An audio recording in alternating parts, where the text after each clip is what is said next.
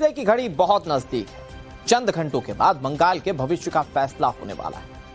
कल साफ हो जाएगा कि पश्चिम बंगाल में दीदी का राज कायम रहेगा या पहली बार कमल खिलने जा रहा है। लेकिन नतीजे आने से पहले बंगाल में सियासी घमासान बहुत तेज है। फाल्ता विधानसभा में टीएमसी नेता जहांगीर खान पर खुलेआम धमकी देने के आरोप हैं। चुनाव आयोग ने फाल्ता में रीपोलिंग का ऐलान कर दिया, जबकि 21 मई को फिर से मतदान होना है।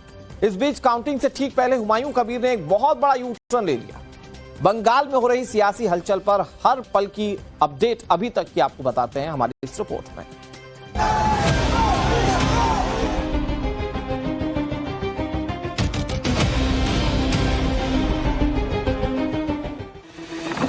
क्या ममता बनर्जी का किला बचेगा या कमल खिलाएगा नया इतिहास? बंगाल के लिए, भला के लिए आगे वाला दिन ममता बनर्जी का भ्रष्टाचारी सरकार का काली अंतिम दिन है, उसका चला जाएगा और नया वाला सरकार आएगा नरेंद्र मोदी का नेतृत्व में। भवानीपुर में ममता बनर्जी बनाम शुभेंदु अधिकारी की सीधी जंग, किसका पलड़ा भारी? दीदी गई, हाँ। खाली दिखावा के लिए ऊपर है, हाँ। जा चुकी है, जनता ने बोल दिया टाटा दीदी, टाटा। अब काल देख लीजिए। सर्वे में कांटे की टक्कर, क्या फिर पलटेगी बाजी? ये लड़ाई जो था ममता वर्सेस जनता का लड़ाई था और हम लोग जो प्रयास किए हैं जनता के दिल के अंदर, इन लोगों का प्रचार दीवार के अंदर है, हम लोगों का प्रचार दिल के अंदर है और इसमें हम लोग 100 में 100% सफल हैं। क्या लेफ्ट और कांग्रेस बिगाड़ेंगे टीएमसी और बीजेपी का खेल? बंगाल में कल सुबह जब सूरज उगेगा तो धूप आने के साथ साथ काउंटिंग के रुझान आएंगे। राज्य की 293 सीटों पर किस्मत ईवीएम में कैद है, लेकिन नेताओं का हाल यह है कि कोई मंदिर में माथा टेक रहा है, कोई लक्ष्मी भंडार की पासबुक चेक कर रहा है। जनता अपना फैसला कर चुकी है। अब नतीजों को लेकर नेताओं का बीपी बढ़ा हुआ है। मान लीजिए सिर्फ चंद घंटे और बंगाल की किस्मत का फैसला होने वाला है। बंगाल में 4 मई को तय हो जाएगा कि ममता दीदी का राज रहेगा या फिर पहली बार कमल खिलेगा। लेकिन बंगाल में नतीजों से पहले हाई वोल्टेज ड्रामा जारी है। सियासी संग्राम चरम पर है। हार जीत की बेचैनी और बौखलाहट ऐसी कि अब मतदाताओं को सीधे अंजाम भुगतने की धमकी दी जा रही है। कोलकाता सियासत का एपिसेंटर बना हुआ है और सबसे ज्यादा ड्रामा दक्षिण 24 परगना के फाल्ता विधानसभा में हो रहा है, जहां स्थिति तनावपूर्ण है। आरोप है कि टीएमसी उम्मीदवार जहांगीर खान के समर्थकों ने घर घर जाकर लोगों को डराया और धमकाया। जीत न मिलने पर घर जलाने और जान से मारने की धमकियां तक दी। बहुत सारे लोगों को पीटा, मारा और धमकाया, हिंदुओं का हटाना है, ऐसा बोला है। माँ बहन को बुलाया था 7 तारीख के बाद जो होगा ना, काट के सबको भेज देगा उसे गाड़ी में। हम लोग बहुत खुश है फलतावासी। क्यों खुश है? 294 सीट में चुनाव हुआ, एक चुनाव फिर से होगा। ये 1947 में जो हम लोगों को स्वतंत्रता मिला, ठीक, उसके बाद पहले बार ये हो रहा है। जिसके बाद फाल्ता की महिलाएं आक्रोशित होकर सड़क पर उतर आईं और आरोपियों की गिरफ्तारी की मांग की। हम लोग टीएमसी को वोट दिया था, हम लोग फिर भी हम पर हमला किया है। हमको काट डालेगा, मार डालेगा, हमको घर से निकाल दिया गया था। इसराफिल चौकदार है, इसराफिल चौकदार हमका प्रधान है। धमकी किसने दिया? हमको नहीं, हमारे ग्रामवासी को। किसने दिया? इसराफिल चौकदार। वो कौन है? यहाँ पे जीपी के प्रधान है, टीएमसी के नेता है। टीएमसी के नेता है। अभी आप लोग क्या कर रहे हैं? हमको इसराफिल को गिरफ्तार चाहिए, हमको सुरक्षा चाहिए, महिला को सुरक्षा चाहिए। महिला को कोई हमको घर से बुलाए कि मीटिंग के लिए जाना नहीं चाहिए, ये मांग रहे हैं हम लोग। পুলিশ সকাল থেকে আমরা আসছি ইসরাফিলকে ধরার জন্য। ইসরাফিল বাড়ি বাড়ি আগুন লাগিয়ে দিবে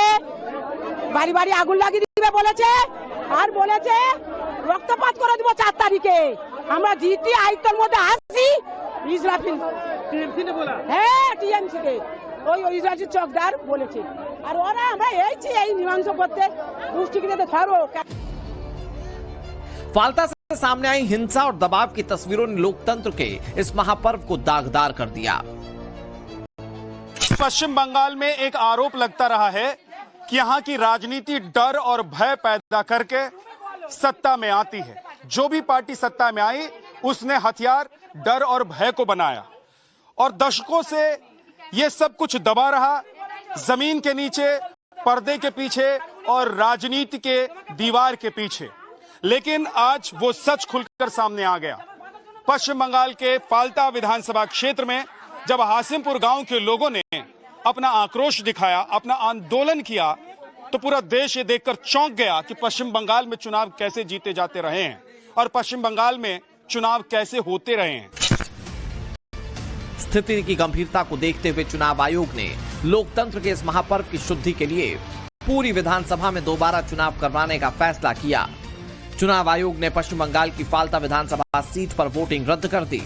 यहां पर 29 अप्रैल को दूसरे फेज की वोटिंग के दौरान ईवीएम में गड़बड़ी और हिंसा की खबरें आई थी, जिसके बाद चुनाव आयोग ने इस विधानसभा के सभी 285 बूथों पर दोबारा वोटिंग कराने के आदेश दिए।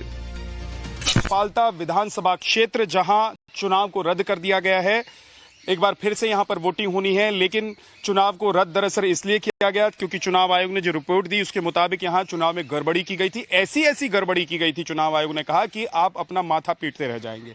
अभी देखिए, जो शनिवार की रात को यहां पर हुआ उसके बाद सुरक्षा के इंतजाम किए गए हैं। यहां पर सुरक्षा कर्मियों को तैनात किया गया है। ये पूरा जो विधानसभा क्षेत्र है, यहां पर सुरक्षा बेहद टाइट है।